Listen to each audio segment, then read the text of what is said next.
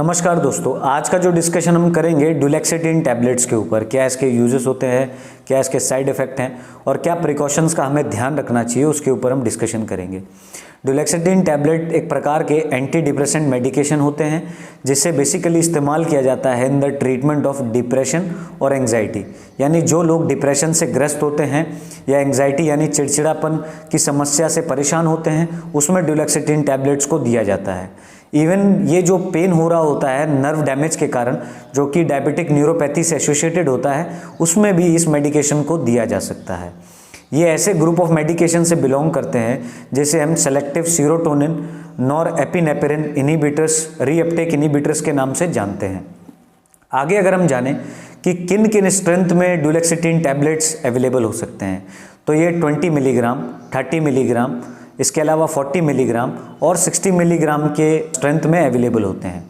आगे अगर हम जानें कि बाज़ार में किन किन ब्रांड नेम से ये अवेलेबल हो सकते हैं, इसका जो कॉमन नेम है वो डुलेक्सिटिन के नाम से आपको मिल सकती है। इसके अलावा जो ब्रांड नेम्स हैं उसमें अगर आप देखेंगे तो ड्यूजेला कैप्सूल्स, ड्यूजेक कैप्सूल्स और डीलोक कैप्सूल्स के नाम से जाना जाता है।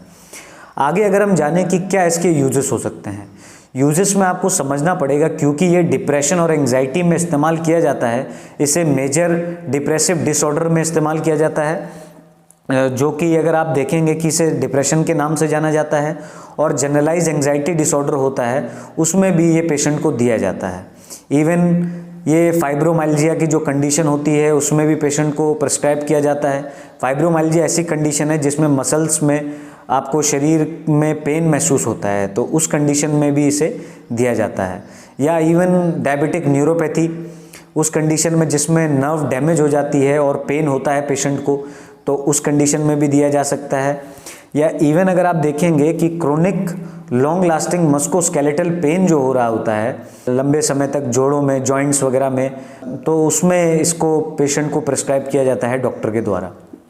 आगे अगर हम जानें कि क्या इसके अंदर साइड इफ़ेक्ट्स हो सकते हैं, साइड इफ़ेक्ट्स को आपको समझना पड़ेगा कि ये पर्सन टू पर्सन वेरी हो सकते हैं और ये माइल्ड टू सीरियस होते हैं।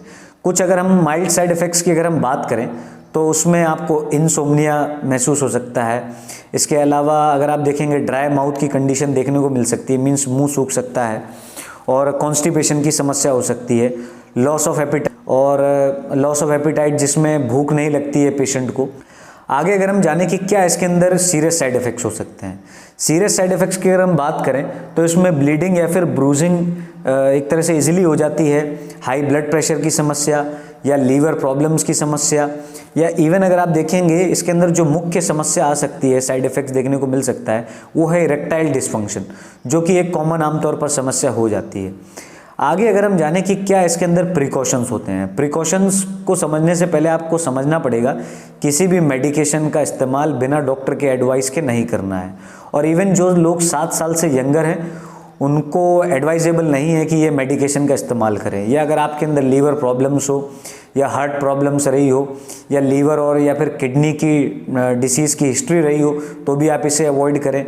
और इवन अगर आपको किसी भी प्रकार का सेक्सुअल प्रॉब्लम की हिस्ट्री रही हो या सुसाइडल थॉट्स आते हो मन में, तो भी उन पेशेंट को अवॉइड किया जाए। बिना डॉक्टर की सलाह के किसी को भी प्रिस्क्राइब नहीं करना है। और इवन अगर प्रेग्नेंट वुमेन है वो भी इसे अवॉइड करें तो बहुत अच्छा रहेगा। और इसके अलावा जो ब्रेस्ट फीड मदर हैं वो भी इसे अवॉइड करें।